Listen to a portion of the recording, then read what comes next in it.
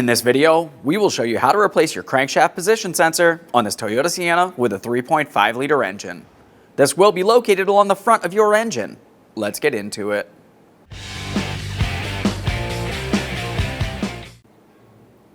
Okay friend, let's get started on our job. Once you make your way under the hood, we're going to start removing the air inlet tube. To remove the air intake tube, you'll find that you have two hoses that make their way down along the side. We'll start up along the top, gently taking hold of them and pulling them free from the area. A quick inspection of each of these as we continue. Slide right out of there. Now if you were to follow this straight down, you have one more mounting point. It looks exactly the same. Continue on to your two 10mm headed mounting bolts that you can see right across the front of the engine compartment.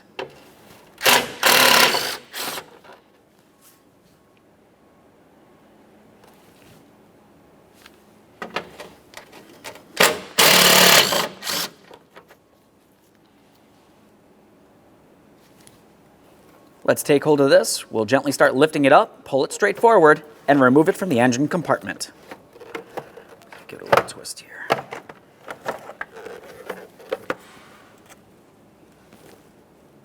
A quick inspection and we'll set this aside. The next thing we'll have to do is prepare to drain the coolant. Before you drain your coolant, you want to start up along the top of the radiator here at the radiator cap. Ensure that it's cool to the touch. Once you've done that, we'll carefully press down on this, turn it counterclockwise, and lift it up and away from our face. A quick inspection of the cap to ensure it's still in good working order, and we'll set this aside. Moving just below that area, all the way down at the bottom of the radiator, is where you're going to find the drain. Before you start opening this, make sure you have a collection bucket. Straight underneath this, you can see a port in the lower panel. Turn the drain counterclockwise and let the coolant drain out. We want to make sure we drain out enough coolant that we can remove the upper radiator hose without making a mess. Let's move to disconnecting the upper radiator hose from the radiator. You'll find a clamp that you can squeeze with some pliers or some hose pliers. It's common for these clamps to break. If that's the case, you want to make sure that you replace them with a brand new clamp during the installation process. Now we can remove the hose from the radiator. If it's stuck in place, go ahead and use a hose pick. Be extremely careful not to cause any damage to the rubber hose.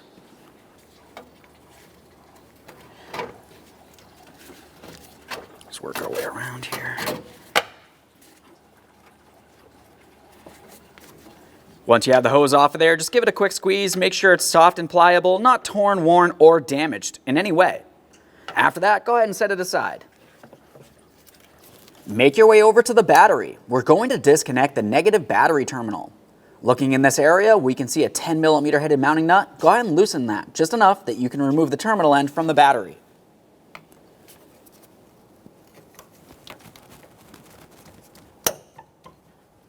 It's pretty rusted.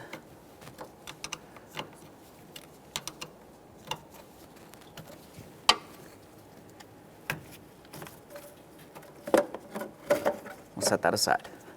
Move directly below that area. We're going to disconnect this electrical wiring harness. It has a locking tab over on the driver's side. Squeeze that in, pull this out of place. You can see it right where my thumb is there. A quick inspection for corrosion, of course. If you see any, you need to make sure you take care of that. The next thing we'll do is start dismounting the wiring harness from the fan shroud, which makes its way all the way across towards the driver's side of the vehicle. For this, you can use a trim tool or some pliers, whatever you might happen to have. Just go ahead and pop this right out of place. There's one. Let's move along to the next one here.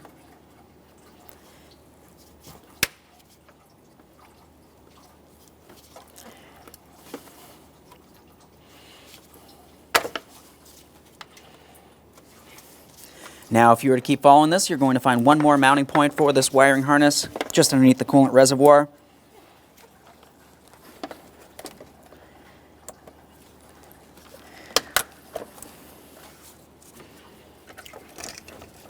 We'll take hold of that wiring harness and set it aside. Move along the bottom center of the fan assembly. You can see that you have a rubber hose that's held in place with a plastic connector.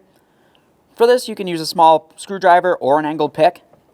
Along the bottom backside, there's a small clip that you can generally make your way under, pull that away, and lift this up and out of place.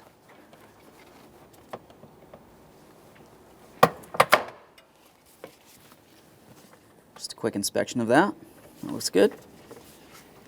In the center, we'll remove our overflow hose from the top of the radiator.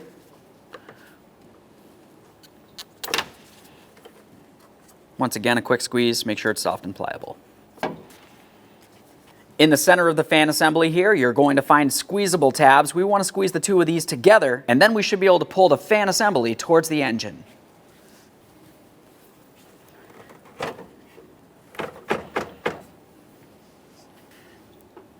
With that separated, let's carefully start pulling this up and out of here, being careful not to cause any damage as we make our way past this center point of the radiator.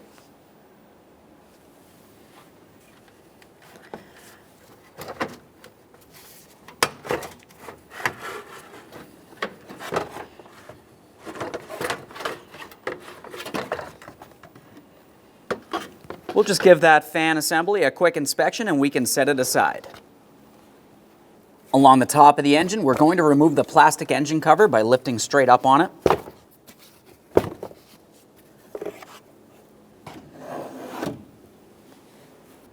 With the engine cover removed, we're going to start removing the alternator now. For the alternator, you can see that you have a rubber boot covering this electrical connector. We'll lift that up and out of place. You can see that that exposes a 10mm headed mounting nut. Remove that nut and the wiring harness from the alternator.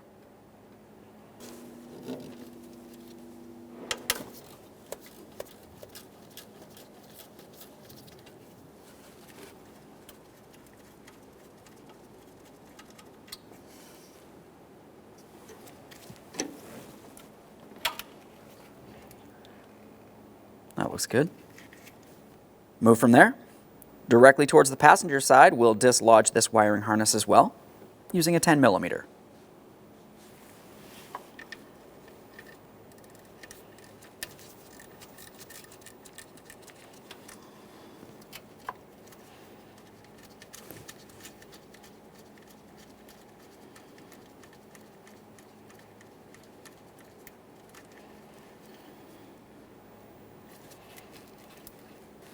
Make our way right down along here, squeeze on this locking tab, and pull it out of place.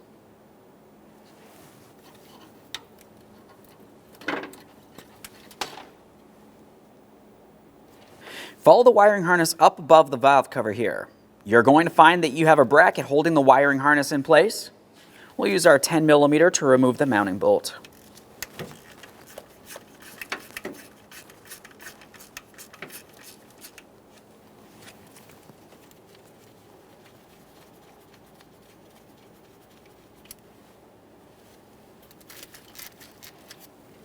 The next thing we're going to do is safely raise and support the front of the vehicle so we can remove the right front wheel. To remove your right front wheel, you want to remove all 5 of your 21mm lug nuts, and then you can pull the wheel out of place.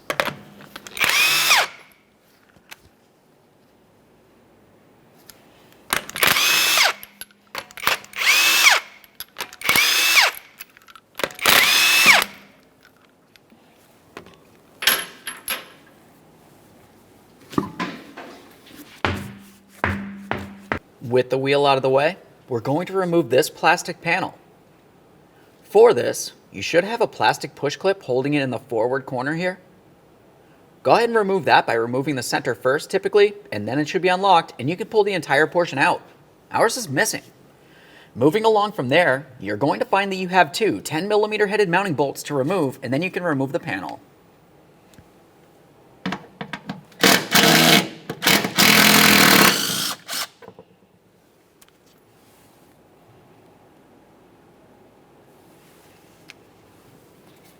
Take hold of that panel.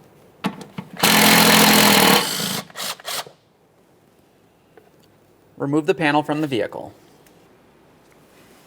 With the shield out of the way, we're going to start removing the serpentine belt from this area. Before you start removing it, pay attention to the orientation of it. The routing will go around some pulleys in one direction and around in others, depending on the pulley itself. And once we do so, you want to have a small bolt or a dowel of some sort. This will go inside of a small slot located on the tensioner itself. Using the 14 millimeter on this, as I mentioned. Now that I have it pivoted, I'm going to install my tool here. Like I said, you can use a bolt or a dowel, whatever you have. Just press that right in there. At this point, we can remove our 14 millimeter from the tensioner. There should be plenty of slack on the belt, and you can pull it out of place as necessary.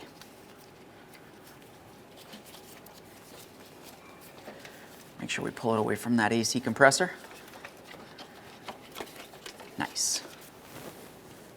With the belt out of the way, we're going to have to look deep inside this area right here. You can see a 14 millimeter headed bolt that's holding the lower portion of the alternator in place.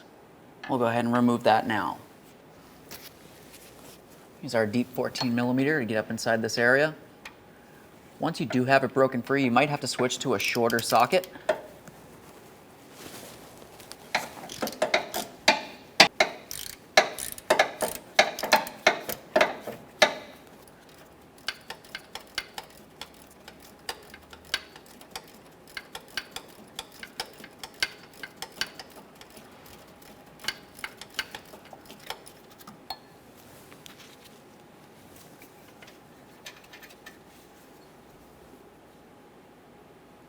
Let's pause in the wheel well area and make our way back up into the engine compartment.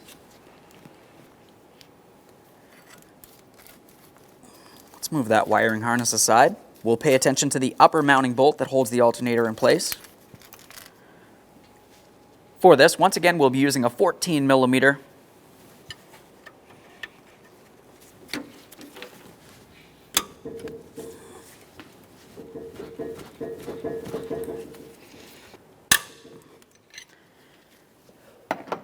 There we are. It's a tight one. Switch to my ratcheting wrench.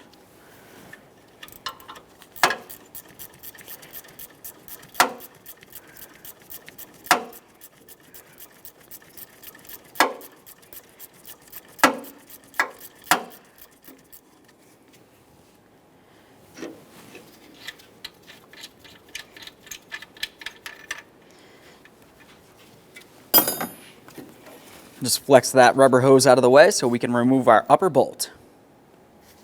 Now we do have one more hidden bolt. This is a 12 millimeter bolt. If you were to make your way in between this area, along the inboard side of the alternator, that's where you're going to find a small metallic bracket with a 12 millimeter bolt holding it in place. Let's get this on there.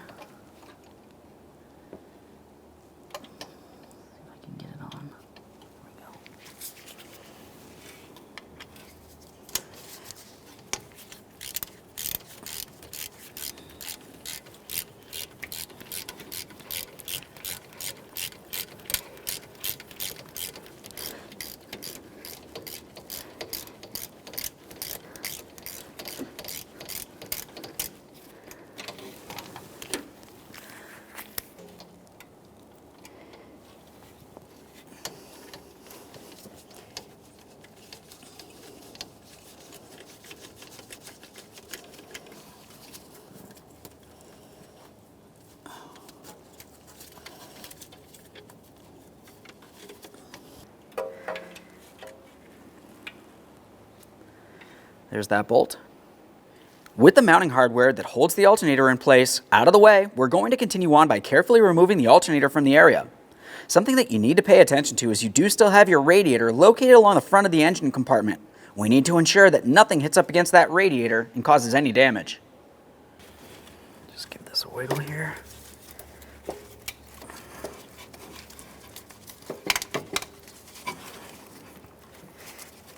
Just gonna have to work this around.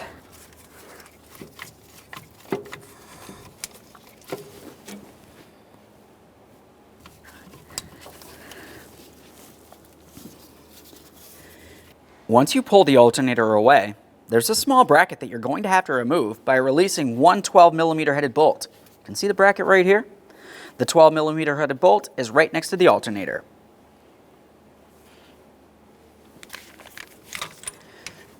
Put this in here.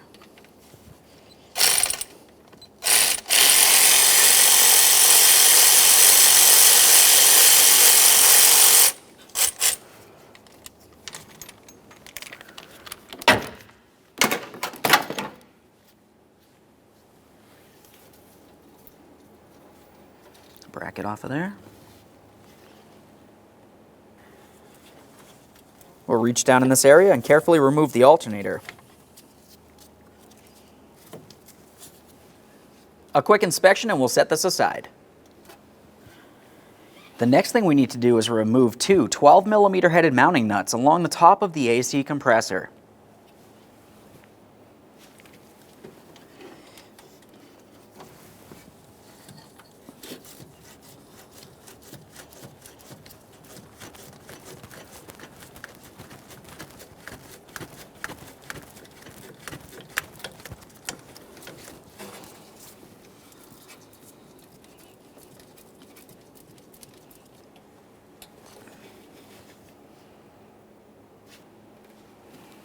Let's move over towards the passenger side. We've got another 12mm nut.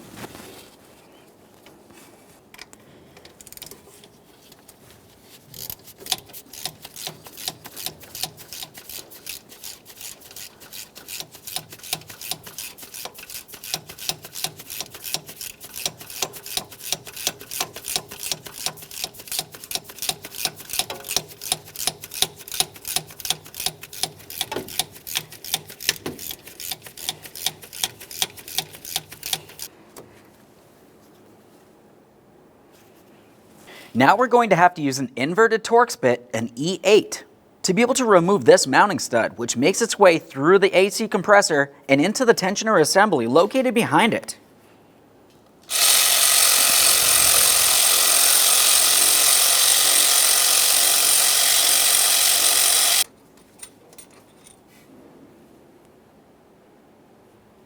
Now let's move down along the bottom of that AC compressor. In this area, you're going to see two 12mm headed mounting bolts holding the AC compressor and the mounting bracket for the wiring harness in place.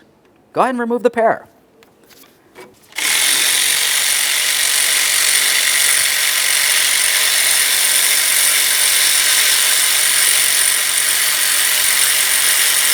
Let's get that last mounting bolt. When doing this, be careful. You're going to have the weight of the AC compressor pushing down.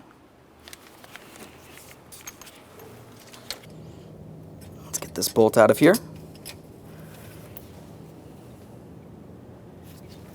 Okay. Take hold of the AC compressor and carefully pull it forward towards the radiator. We want to be extremely careful not to cause any damage to wiring, hoses, or especially that radiator. There we are. Nice. With the AC compressor out of the way, we have a clear view of the crankshaft position sensor located all the way along the bottom of the front of the engine. To start removing the crankshaft position sensor, locate the wiring harness. You can see it coming off of the side towards the engine here. We want to make sure we squeeze on that locking tab, pull this out of place, a quick inspection for corrosion, of course. That looks good. Now to remove the sensor itself from the engine, you'll find one 10mm headed mounting bolt. Go ahead and remove that bolt, and then remove the sensor from the engine.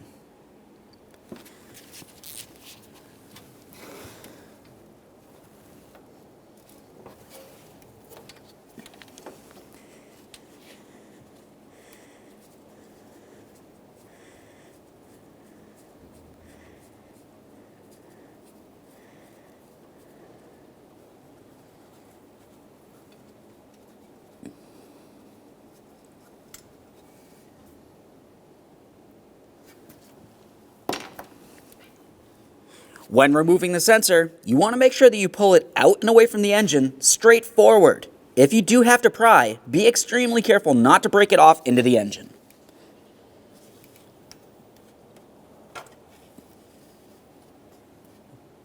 There it is, friend. With the sensor out of the engine, the next thing you need to do is clean and inspect the mounting port where the sensor slides into the engine, and also the threaded port for the mounting bolt.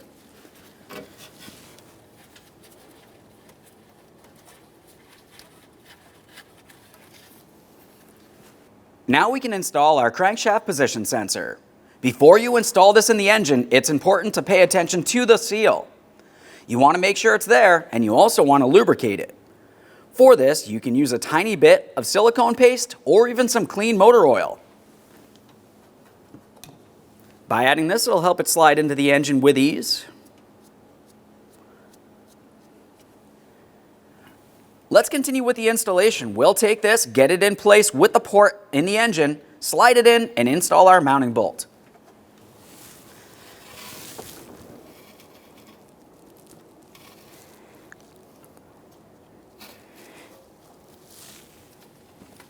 If you have a hard time pressing it in, you could try giving it a little bit of a twist, but generally if it is lubricated, it should slide in fairly easily. With that slid into the engine, the next thing we need to do is align that mounting bolt hole. Start in the mounting bolt.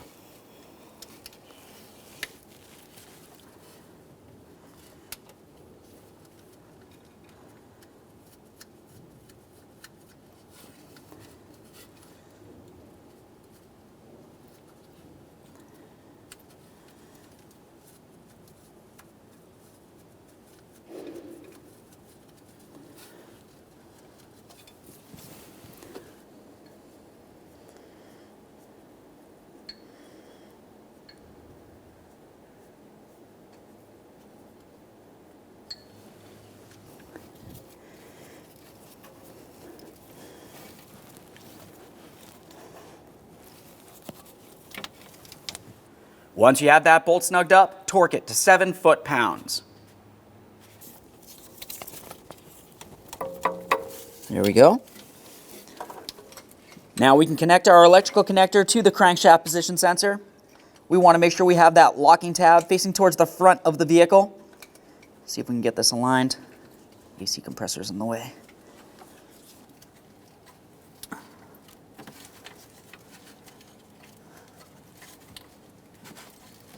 Press it in, listen for a click. We'll give that a little tug to make sure it's completely secured in place. Now it's time to install the AC compressor. We're going to lift this up, get it in position, and we'll be starting with the 2 upper mounting studs. Go ahead and start them in by hand, and then we'll be snugging them up with our inverted torque socket. Just going to get that through there.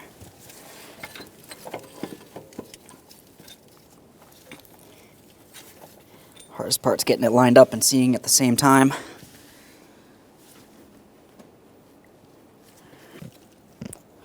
There's that one.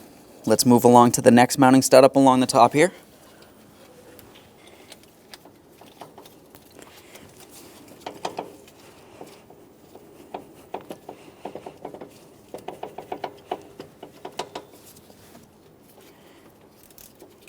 Just make sure we bottom these out. Once you do have both of them bottomed out, torque them to 7 foot-pounds.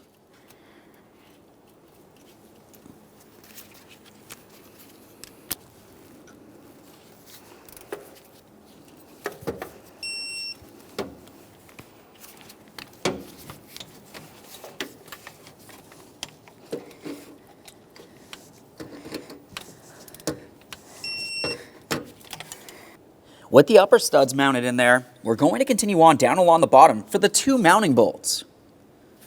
For these, we're going to start each of them in, but when we do so, you want to make sure you have your bracket in place as well. That goes along the outboard side of the AC compressor along the front. You can see my bracket right here. Slide it through there, find my bolt in the AC compressor.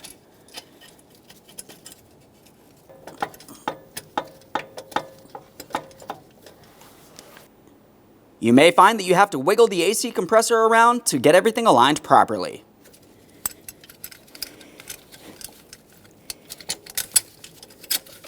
There we go.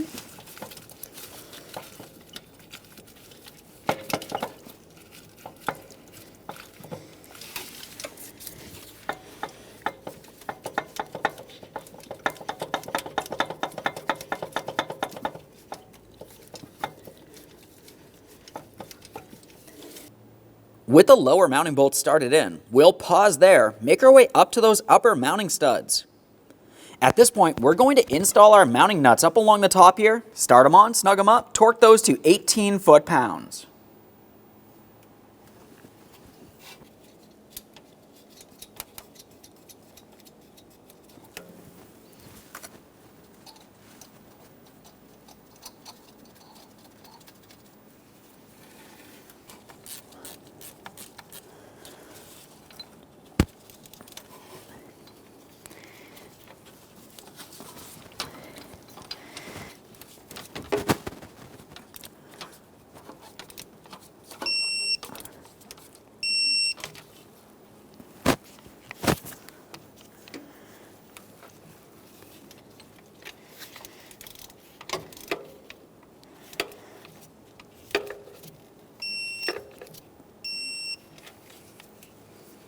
Now that we've torqued those upper mounting nuts, move down to the lower mounting bolts. Snug them up, torque those to 18 foot-pounds as well.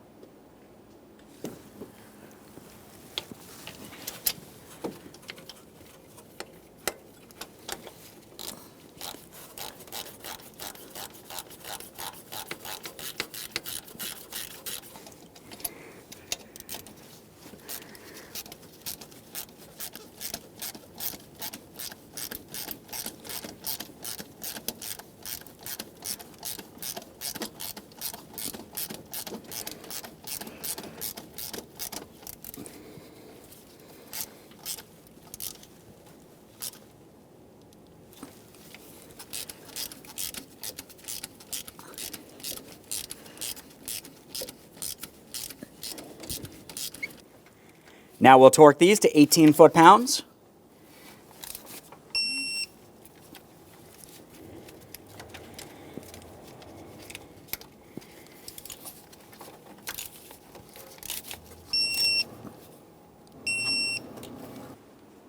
Now it's time to install the alternator. Before we install it, there's one thing I want to mention about this. As for the upper mounting point, where you had the mounting bolt that goes through, the area that it screws into is actually a metal bushing. You want to go ahead and tap on the inboard side here and drive it out and away, creating a larger space here, so when we go to install this, you'll be able to put it in position easier. Now let's carefully bring this alternator down and into position. We want to be extremely careful around the radiator. Once you have it rested down here, we're going to continue on with our dipstick tube.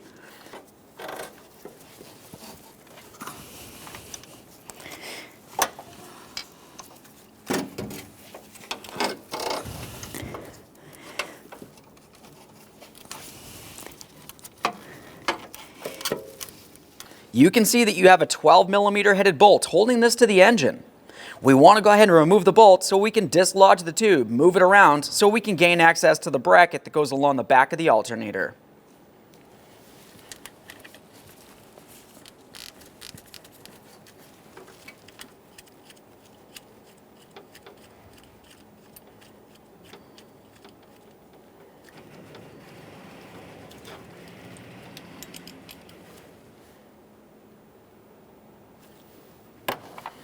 At this point, you should be able to flex that dipstick tube. We do not want to cause any damage to it.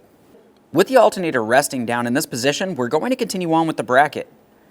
To more easily install the bracket, we're going to install the 12mm headed bolt that holds the bracket to the engine block, but keep it loose. I want to be careful not to drop this bolt. Get it through the bracket.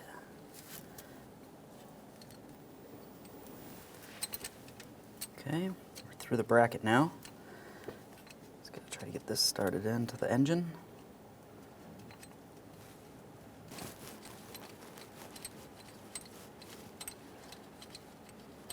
There we are. Like I said, we are not going to tighten this yet. Just going to get it so it's bottomed out here, but a little loose.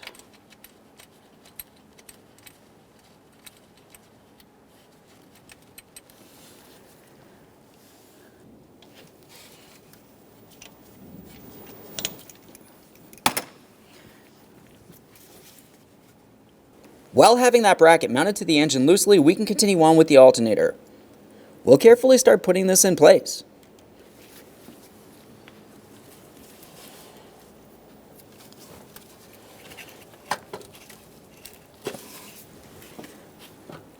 I have to try to get that ear in between the bracket we mounted to the engine and the mounting bracket that's part of the engine here.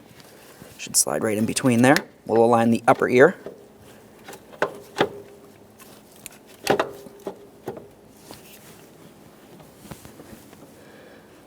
Let's get this upper mounting bolt in place for the alternator. That's the longer of the two alternator bolts.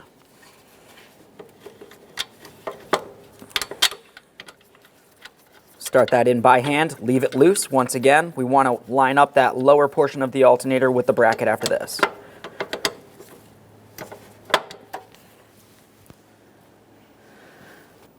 Now it's time for that lower bolt, which is the shorter of the two, of course. Make our way down under here. Not much space.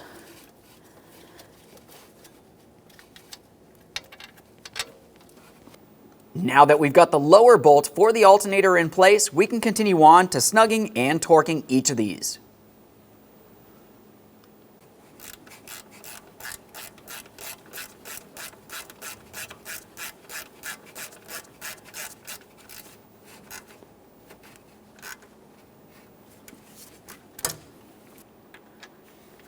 With it snug, we'll torque it to 32 foot-pounds and then do the same to the lower mounting bolt.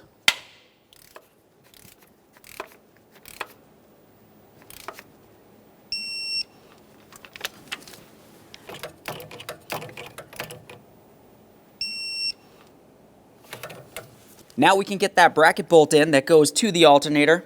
It's a little bit hard to reach. We're just going to try to get it right in there, start it in by hand. Try getting this in here while it's attached to a socket. Just flex that dipstick out of the way.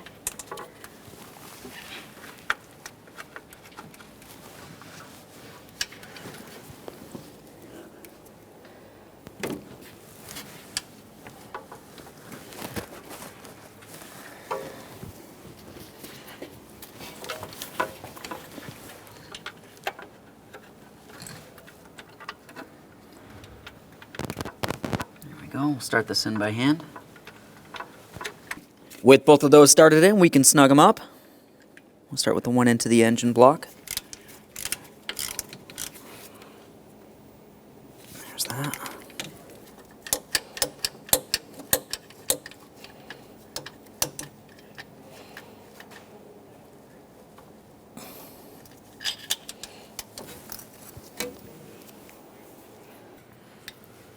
To resecure our dipstick tube, we have our 12mm headed mounting bolt. You know what to do, start it in, snug it up.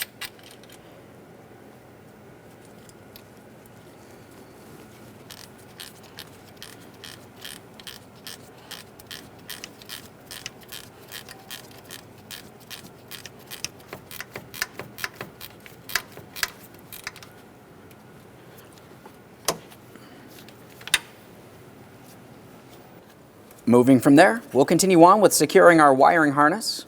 Up along the top of the valve cover here, we need to install a 10mm headed mounting bolt. Let's go ahead and start that right in there.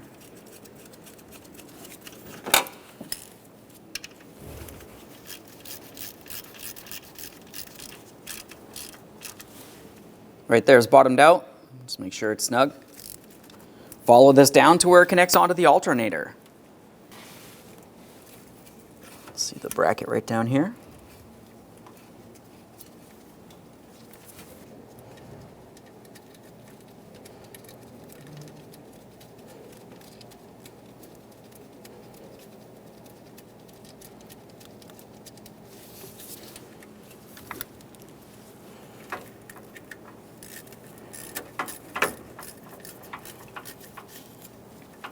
Okay, it's bottomed out.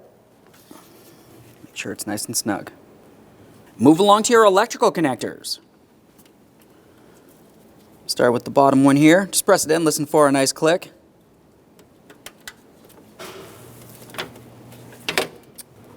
I get a click from that. A little tug, make sure it's properly secured. We'll continue on with our power wire for the alternator. Go ahead and take that, get it in position, and start on your mounting nut. Get our 10mm nut on there.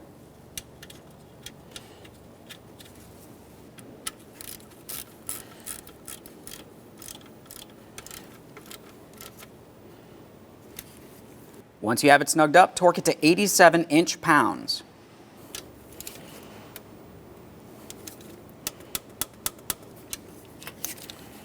You want to make sure you have good contact here. We'll make sure we put on our protective boot so nothing arcs out against this area. Slides right over it.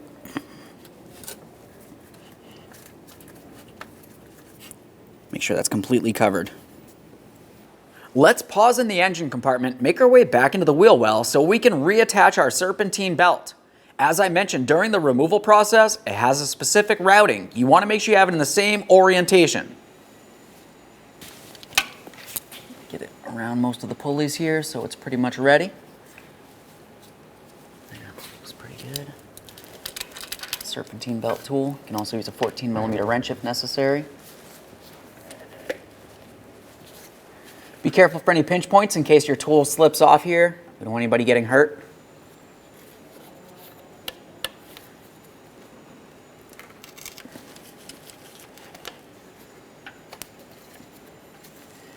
Now, when you're installing the belt, it's important to pay attention to the fact that it needs to sit on each one of the grooves properly. As you can tell, this is not sitting properly on this. If we were to leave it like this, the belt could potentially come off or get damaged when the vehicle's running. It's important to make sure you confirm that it's properly seated on each and every one of the pulleys. Just do that before I remove my tool here. I can see it making its way around the crank pulley here, making its way down along the bottom of the AC compressor, all the way up to the alternator, underneath the idler pulley, up and over the water pump pulley, and then around that tensioner leading back down to the crank. This looks perfect. Let's install our plastic shield. We'll start with our two 10mm headed bolts, start them in, leave them loose, and then install your plastic push clip. After that, tighten the bolts.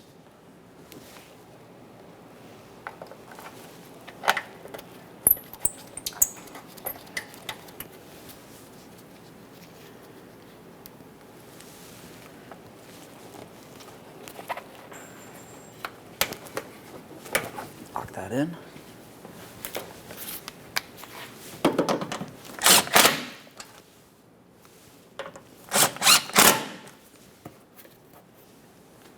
With that plate installed, it's time to install our wheel.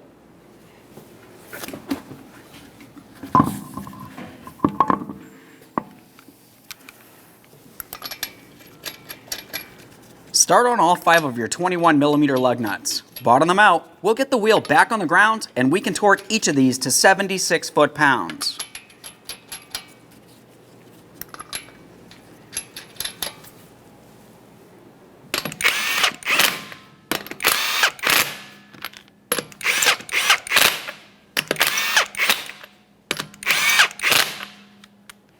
With the wheel safely on the ground, we'll torque these in a crisscross manner.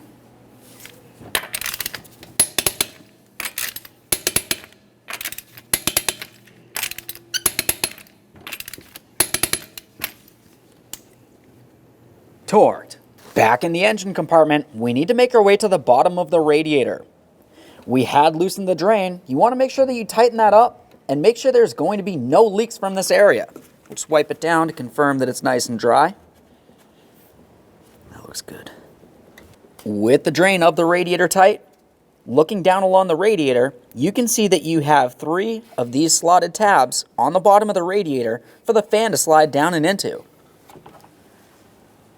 Looking along the bottom of the fan, you can see those 3 locating tabs. Carefully start putting this in place, being extremely careful for the radiator. We don't want to cause any damage, as I've already previously mentioned.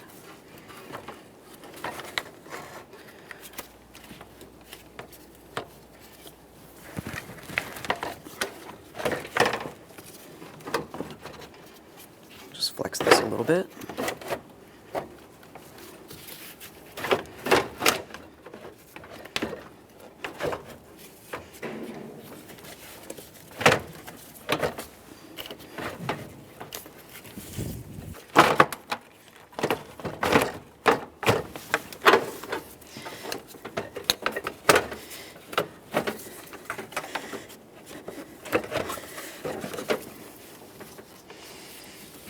There we are. Once you have the bottom in, go ahead and press the top in towards the radiator. In the top center, you're going to have those 2 locking tabs that we had to squeeze to be able to remove the fan. This time we're just pressing the fan over it. Holding it in position, we'll continue on with our 2 10mm headed bolts holding the fan up against the radiator.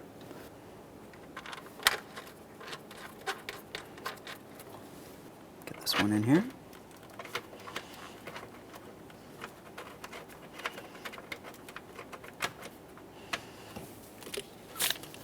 Snug them up.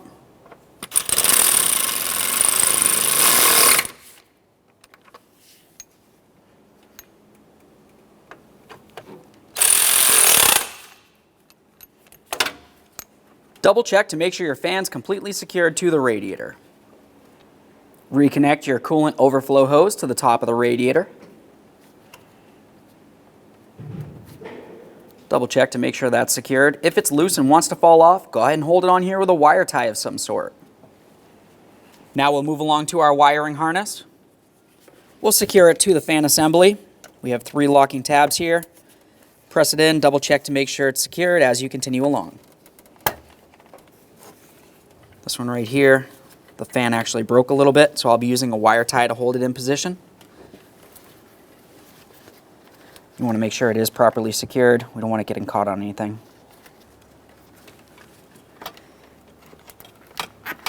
There we are. Now we can reconnect our electrical connector. We'll line this up with the locking tab facing towards the driver's side of the vehicle. Press it in, listen for a click. Give it a tug to make sure that's properly secured. Time to reconnect the upper radiator hose. We'll take this and slide it up against the radiator as far as possible. Once you've done that, you want to reattach your clamp and make sure it's properly secured so you do not have a coolant leak from this area.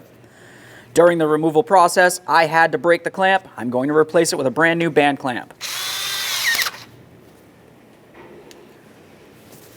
Once again, we're just making sure that's nice and tight. Now we can install our air inlet tube.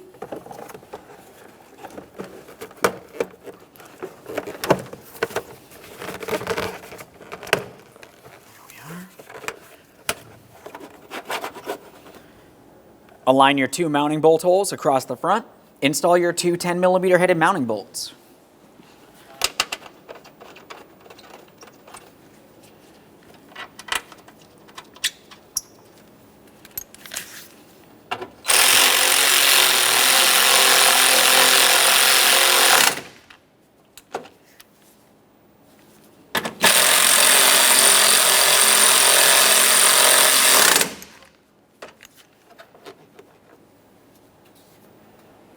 Let's attach the hoses along the side there. We're going to have to reach down along the side of the battery. We'll press them right into their position.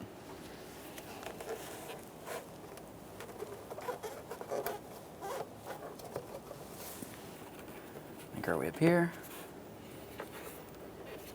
Our next mounting point, right there. Double check to make sure they're completely secured. Make your way over to your negative battery terminal. Press that onto the battery as far as possible. We'll tighten that nut with a 10mm.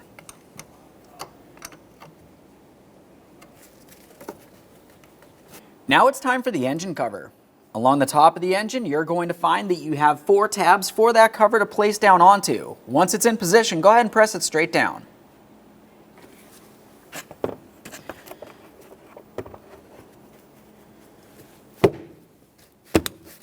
Double check to make sure that's properly secure. Just carefully reach down along the front here. We're going to re-secure the hose across the bottom of the fan shroud. Press that in, give it a wiggle, make sure it's properly secured. Now it's time to fill the cooling system. We're going to fill it with the manufacturer's specified coolant. I'll be using a coolant funnel. Once we do have this topped off, we're going to have to start up the vehicle, let it run for approximately 5 seconds, and turn it right back off. Go have a quick look at that belt. Ensure that it's sitting on all the pulleys properly. After that, continue on to starting up the vehicle and let it run to get up to normal operating temperature. As we're doing this, you're going to find that you have air bubbles making their way up and out of the system, and coolant will make its way down, so continuously check that funnel to keep topping it off. After you've run the vehicle for a while and you hear your coolant fans turn on, go ahead and turn off the vehicle, check that coolant level one last time, and then reinstall your coolant cap.